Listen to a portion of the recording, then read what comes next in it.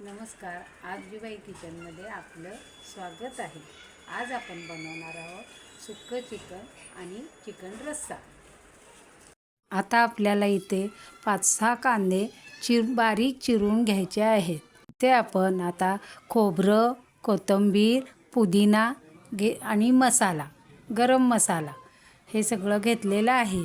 आता चिकन धुवून पातेल्यामध्ये तेल टाकायचं आहे। एकीकडे पाणी गरम करत ठेवायचं आहे।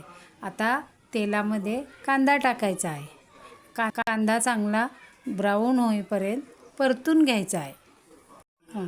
अशा प्रकारे चांगला कांदा भाजून घ्यायचा आहे। आता चिकन स्वच्छ धुवून घ्यायचं, नंतर हळद मीठ टाकून छान असं मिक्स करून घ्यायचं। चिकनच्या प्रत्येक पीसला हे हळद मीठ लागलं पाहिजे, असं छान परतून घ्यायचं। आता आपल्याला एका भांड्यामध्ये पाणी गरम करायला ठेवायचं आहे आणि आपल्याला पाणी गरमच वापरायचं आहे। हळद मीठ लावलेलं चिकन आपण आता कांदा परतलेल्या भांड्यामध्ये टाकणार आहोत। छान मिक्स करून घ्यायचं आहे। जे पाणी आपण आता गरम करून घेतलेलं आहे ते ह्या चिकनमध्ये थोडं थोडं करून टाकायचं आहे। आता आपल्याला चांगलं मिक्स करून घ्यायचं आहे एकसारखं। सगळा मसाला हे पाणी सगळं छान एकत्र झालं पाहिजे। तीळ आणि जिरे भाजून घेतलेले हे मिक्सरला फिरवून घ्यायचं आहे। खोबरं, कोथिंबीर, पुदिना हे सगळं मिक्सरला बारीक वाटून घ्यायचं आहे। एक एक करून वाटायचं आहे, कारण सगळं एकदम टाकलं तर बारीक नाही होणार। छान पाणी घालून फिरवून घ्यायचं।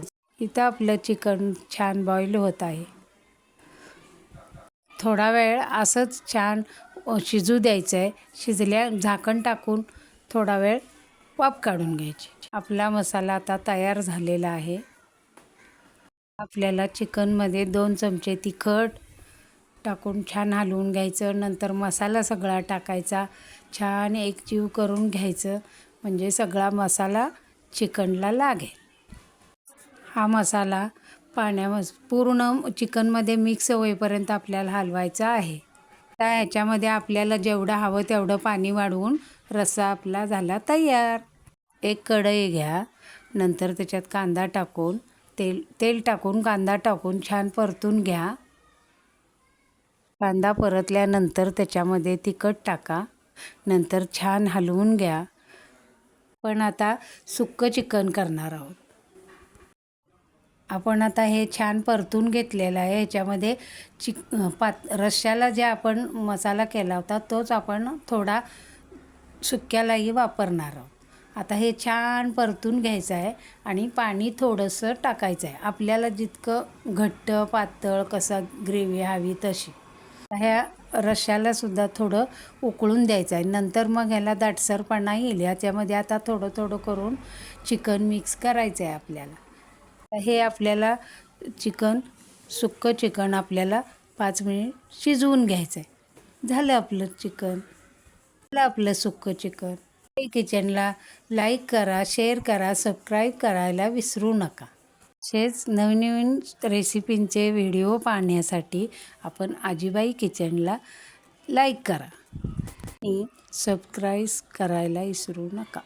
आपण एक प्लेट घेऊ, त्याच्यामध्ये कांदा, लिंबू, सुक्कं चिकन, रस्सा आणि तांदळाची किंवा बाजरीची, ज्वारीची कोणती आपल्याला हवी ती भाकरी आपण घेऊन आपण ही प्लेट एन्जॉय करू आणि भेटूयात पुढच्या व्हिडिओमध्ये।